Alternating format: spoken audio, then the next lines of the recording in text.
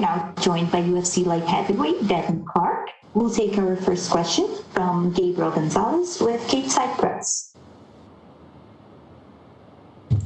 Hello, Devin. How are you? Good. How are you doing? I'm doing good. First question, can you describe what it was like to make the switch from Shamil to Anthony Smith in camp?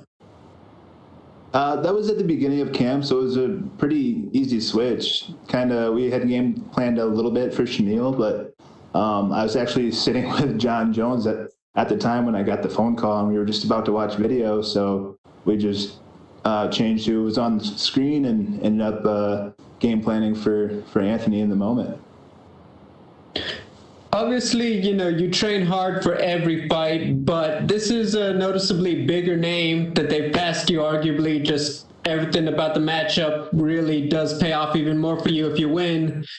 Is there extra motivation? Like, do you find yourself, you are training just a little bit harder because it is a bigger name in Anthony?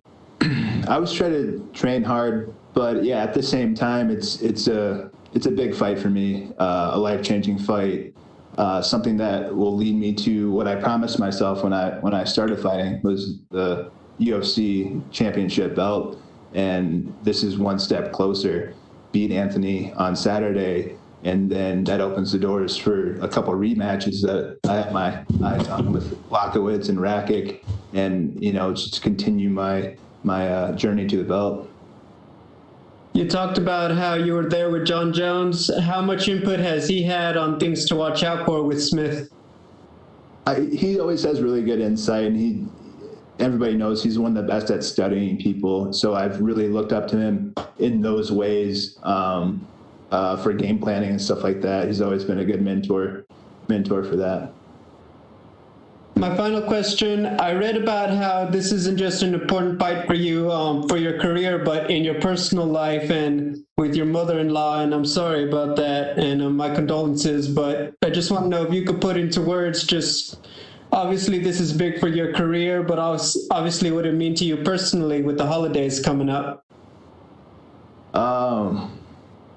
And it's super tough. To finish camp was super tough, to just not pack up my bags and go home and hug my wife and my daughter and console them. And it's one of the toughest things I've ever had to do as a husband, as a father, as a man. It's super, super difficult time. But with that being said, my whole family, we're all in for this fight. Including my mother-in-law before she passed. She gave me her blessing to go out there and beat up Anthony in the first round, finish him right away. And she wanted me to stay and fight, and that's what we're doing.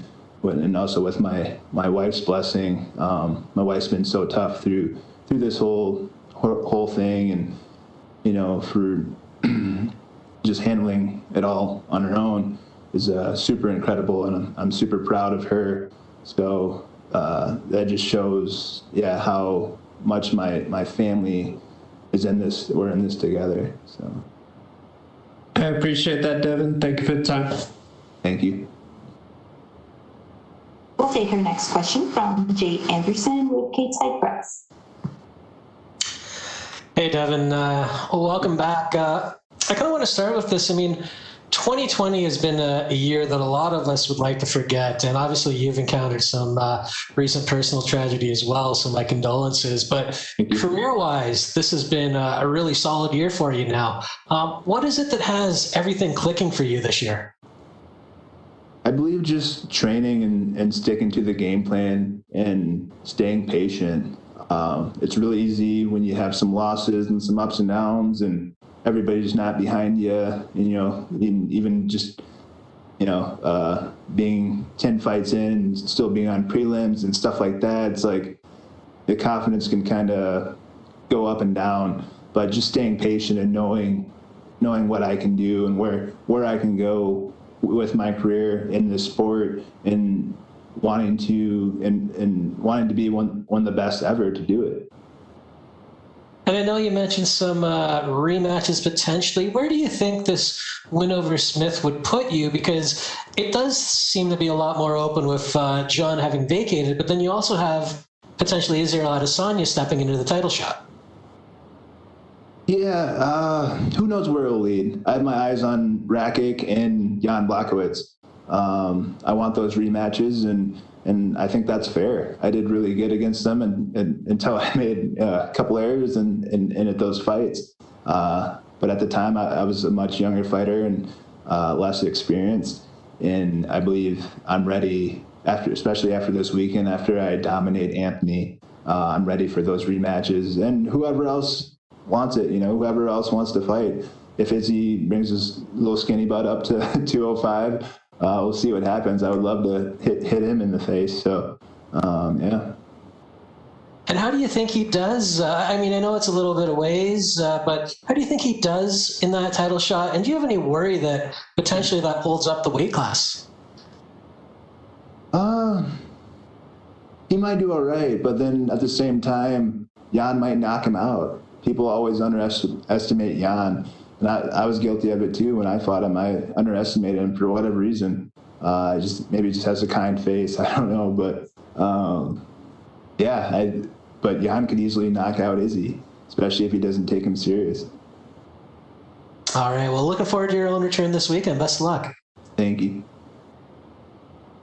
We'll take our next question from Stephen Morocco with Vox Media. Hey, Devin, how much stock do you place in the rankings when it comes to how your career, when it comes to how it affects your career? It's kind of huge how it affects their career. As obviously, I'm not ranked right now, and I was originally supposed to fight somebody that was, fairly new in the UFC, and I definitely felt like I deserved a better opponent, someone with higher ranked, maybe a top 15.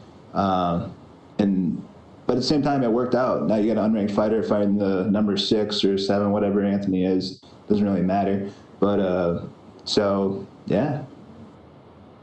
Do you think that there's anything holding you back as far as what you need to do to sort of break through to that level where you are getting name opponents, ranked opponents, headlining cards? Nothing's really holding me back. I'm being patient. I'm learning. I've been learning this whole time in the UFC. I got signed to the UFC after 6 pro fights, and I was very green. So I've been learning this whole time. The last 4 years, I've been learning at the highest level. So I've been really patient in understanding that. And I'm going this year. This will be my 10th year fighting, period. And on that 10th year of doing something, there's usually a click, and I feel like that click's happening right now. As long as I stay focused and stay true to myself and what I can really do as an athlete, as a fighter, as a man. Have you given yourself any long-term timeline as to how long you have in this sport to accomplish your goals? There's not really any timeline for me. I've always been athletic. I started wrestling when I was 7 years old, and wrestlers apparently can last quite a while in this sport. You look at Cormier and a few other guys, Romero, I believe, too. They're 40 or in their 40s and still fighting or Cormier was fighting, not anymore. But he's fighting at the top levels in the sport. So who knows how that will go, how I'll age, how my career will go. So I'll play that by ear. Do you feel like you could fight into your 40s? Yeah, I think so. I know I'm always going to be an athlete at something, and not just MMA. Olympic bobsled's on my list of things to do when I retire from MMA. So and stuff like that, utilizing my abilities and of being a great athlete. You'll have to tell me how Olympic bobsledding got on your list. Just because of my legs, I think someone realized the power of my legs, and somebody brought it up at some point, and like that would be fun, and just to be in the Olympics was always a dream of mine. I wanted to do it in wrestling, that just didn't work out. So maybe bobsled will. I know it worked for Herschel Walker, so kind of just a fun thing, and Also, I'm big into powerlifting. I want to deadlift 1,000 pounds before I can't. So, especially after I retire from fighting. Are you doing any powerlifting with Jones these days? I'm not. I usually don't powerlift when I'm in fight camp. That's focused more on being lean, fast, and powerful, and just kind of keeping up with what we've built in the off season. So I do a lot more power stuff in the off season, a lot more heavy weights in the off season. Gotcha. Thank you. Yeah. We'll take our next set of questions from Danny Segura with MMA Junkie. First of all, nice mustache. Congrats on sporting that look. Looks great. Is this, I'm guessing, in support for November? Not at all. I just wanted to lighten my mood a little bit, and maybe a few others around me. So I put a mustache on, and I know my daughter got a kick out of it. She every time I FaceTime her now, she goes like this, like, "Oh, Dad, cut it." But I told her she could cut it after the fight. So, but yeah, just something fun to do. Nice. And as you mentioned, I mean, you've been waiting for this kind of opportunity and this kind of space, a co-main event slot here in the upcoming card for quite a while. You've been grinding for some time. What does it feel like to kind of be getting the recognition, be getting these type of opponents and the placement in the card? It's here now. It feels great, and it's all up to me how I respond to it. For me, this is something this is supposed to happen, something I promised myself a long time ago when I started fighting. This would be my journey, fighting these big fights and getting into the title fights.